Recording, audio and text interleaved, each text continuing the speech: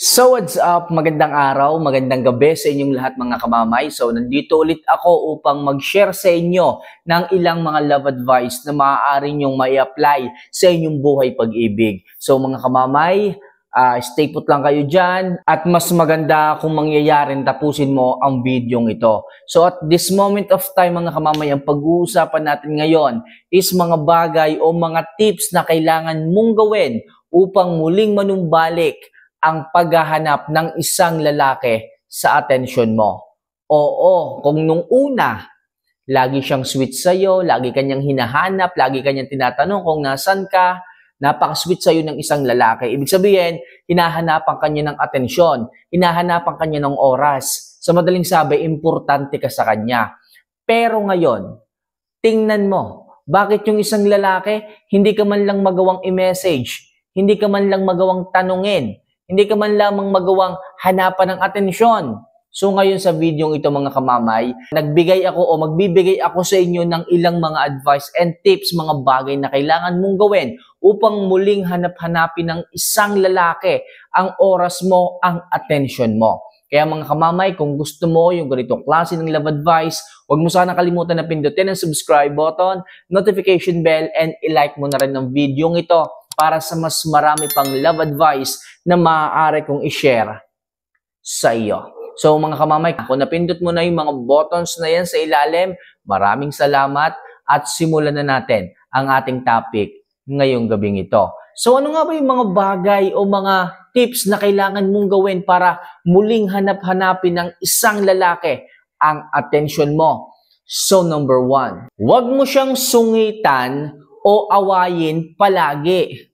Oo mga kamamay, isa itong susi at sikreto para ang isang lalaki ay mawili na hanapin ang atensyon mo. Yung tipong mawala ka lang sa kanyang mga mata, mini-message ka na, hinahanap ka na, tinatawagan ka na, i-video call ka na. Ganyan dapat ang kailangang ugali na meron ka. Huwag mo siyang awayin, huwag kang maging sakit sa ulo, huwag kang maging pabigat sa kanya. Parang isang lalaki ay lagi kang hanapin. Tanungin niya kung nasaan ang atensyon mo, kung bakit ano ang ginagawa mo.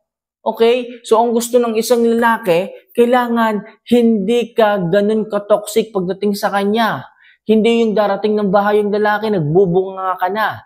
Hindi yung lagi ka nang galit sa kanya. Puro ka utos. Pag hindi nasunod, alam mong galing sa trabaho, ikaw yung magagalit.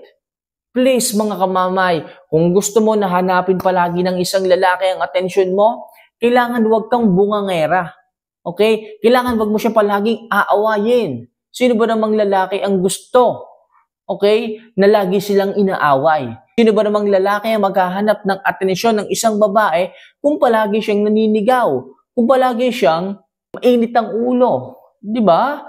Kung gusto niyong mamiss kayo ng isang lalaki, kailangan ipakita nyo na yaman kayo ng isang lalaki. Hindi yung lagi nyo na lang silang sinisinghalan. Hindi yung palagi nyo lamang silang minumura. Okay, magpakita kayo ng pagmamahal, ng malasakit, ng pag-aalaga. Kabaligtaran nun, mas mamahalin kayo ng isang lalaki kapag kaganyan.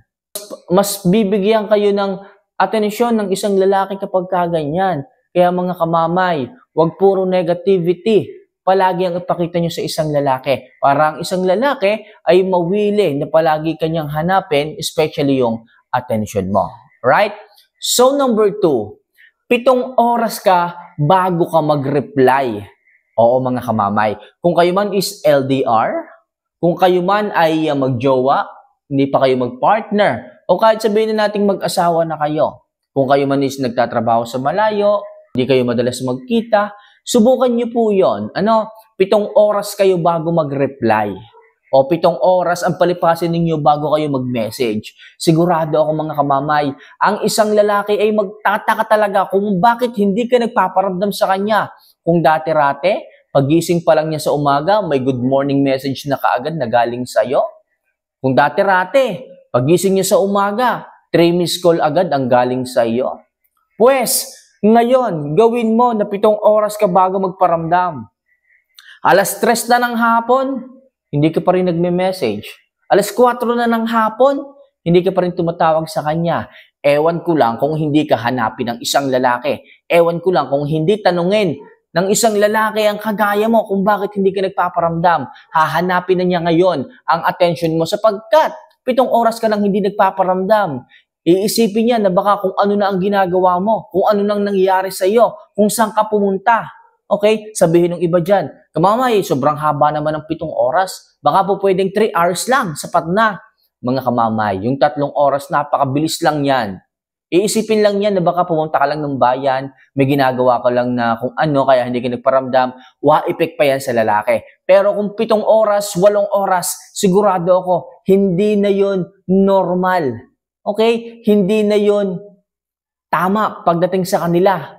Talagang mag-iisip na yan kung bakit hindi ka nagpaparamdam. Hapon na mga kamamay. Kung nasa trabaho ka man, iisipin niya, may break time ka naman. May lunch break ka naman, pero bakit hindi ka nagpaparamdam? Sigurado ako mga kamamay, hanapin na ng isang lalaki ang attention mo kapag ka sumobra ka na sa 7 oras na hindi pagpaparamdam sa kanya. Kaya effective yan mga kamamay, and take note of this. Kapag ka nagparamdam kayo after 7 hours, kailangan meron kayong matibay na dahilan kung bakit hindi kayo nagparamdam. Hindi po pwedeng basta lang ang sagot ninyo. Hindi po pwedeng may ginawa ka lang ng ganito, na putyo-putyo. Hindi pwede. Kailangan talagang valid reason ang iba-valid mo sa kanya o valid reason ang sasabihin mo sa kanya para maniwala siya at makonvince mo siya na talagang possible mawala ka ng 7 hours. Makikita mo naman at mararamdaman mo sa isang lalaki, ang dami niyang katanungan sa iyo at mapapansin mo yon na na-miss ka niya, na hinanap ka niya, na parang kulang siya sa maghapon kapag ka hindi ka nagpaparamdam. Points mo yon, kamamay. Points mo yon sapagkat hinahanap ng isang lalaki ang attention mo. At pag hinahanap ng isang lalaki ang attention mo, ibig sabihin nun, mahalaga ka sa kanya. So next, magpaka-busy ka. Oo mga kamamay, effective to para hanapin ng isang lalaki ang attention mo. Magpaka-busy ka palagi, hindi palaging lalaki ang inyong inaatupag. Kagaya nung iba, halos maghapon na lang i-message ang isang lalaki na kahit ultimo yung lalaki, naiinis na, nakukulitan na, ay ayaw nyo pa rin tumigil. Huwag ganun mga kamamay. Hayaan nyo sila na isipin kayo. Hayaan nyo sila na ma-miss kayo. At kasabay nito mga kamamay, kailangan magpaka-busy kayo para magawa nyo yan. Yung mga low value na babae, palagi lang nagme-message, palagi lang nangungulit, walang ibang ginawa kundi bantayan ang kanilang mga partner, ang kanilang mga jowa. At hindi naman yung gusto ng isang lalaki. Ang gusto ng isang lalaki, hinahanap nila kayo, namimiss nila kayo, at paano mangyayari yon? Siyempre magpapaka-busy ka para makalimutan mo na i-message mo palagi siya. Para makalimutan mo na lagi mo siyang kulitin. Bigyan nyo naman mga kamamay ang isang lalaki na mamiss kayo, hanapin kayo, mag-worry sa inyo. Hindi palagi na lang ipinararamdam nyo na palagi kayong nandyan. Lagi kayong nagbe-message, lagi kayong nangungulit. Tapos pag hindi kayo na-replyan, magagalit kayo. Kayo rin ang gumagawa ng inyong mga sariling problema mga kamamay, mga girls. Tamaan ang dapat tamaan, pero kailangan magpaka-busy kayo at hindi nyo madalas i-message ang isang lalaki para hanap-hanapin niya ang attention mo. Para hanap-hanapin niya ang isang ikaw. Kaya ngayon pa lang, subukan mong maghanap ng trabaho, ng sideline, okay, ng career, ng racket, para sa ganun, maging busy ka at ang isang lalaki ay magkaroon ng pagkakataon na mag-worry, tanungin ka, hanapin ang attention mo. Magpaka-busy ka ngayon, simulan mo na. Alright? So next, painitin siya paminsan-minsan. Mahalaga itong mga kamamay. Sabihin ng iba dyan, kamamay, mahalaga ba talaga na painitin ang isang lalaki paminsan-minsan para hanapin niya ang attention mo? Oo, kamamay, sangkap yan. Yung inyong loving-loving, kailangan bigyan nyo ng konting kilig factor. Pasabik-sabikin ninyo, painit-initin nyo mga kamamay para ang isang lalaki ay talagang hindi tumigil sa pagme-message sa inyo, paghahanap sa inyo, pananabik sa inyo, pagiging atat sa inyo. Kailangan nyo yan. Okay? Pero paano na lang kung kayo yung babae na walang ka landi-landi sa katawan, napakahinhin. Tingnan nyo na lamang, baka mamaya makita nyo na lang ang mga jowa, mga partner ninyo sa iba na po lumalapit. Sapagkat wala kayong kainit-init sa katawan. Wala kayong kaanghang-anghang sa katawan. Kaya mga kamamay, mahalaga rin po na painitin nyo palagi o paminsan-minsan na lang ang isang lalaki para sa ganon. Hanapin niya palagi ang attention mo. kumpara dun sa iba nating mga kababaihan dyan. Kaya yung iba, kapag nilalandi sila ng ibang mga babae, madalas sumasama, madalas nagkakasala, nagiging marupok.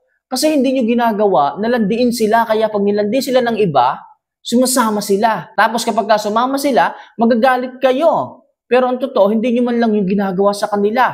Napaka mga sinaunang tao ninyo, napaka conservative kayo. Asawa nyo na, partner nyo na, pero wala kayong ginagawang kainit-init sa kanila. Kaya mga kamama, hindi ko man sinasabi na hindi tama maging conservative. Sa akin lamang, asawa nyo na, partner nyo na. Pero hindi naman siguro masama na painitin nyo sila paminsan-minsan. Mga kamamay, gawin nyo po yan. Sigurado ako, 100%. Hahanap-hanapin ng isang lalaki ang atensyon nyo palagi. Okay?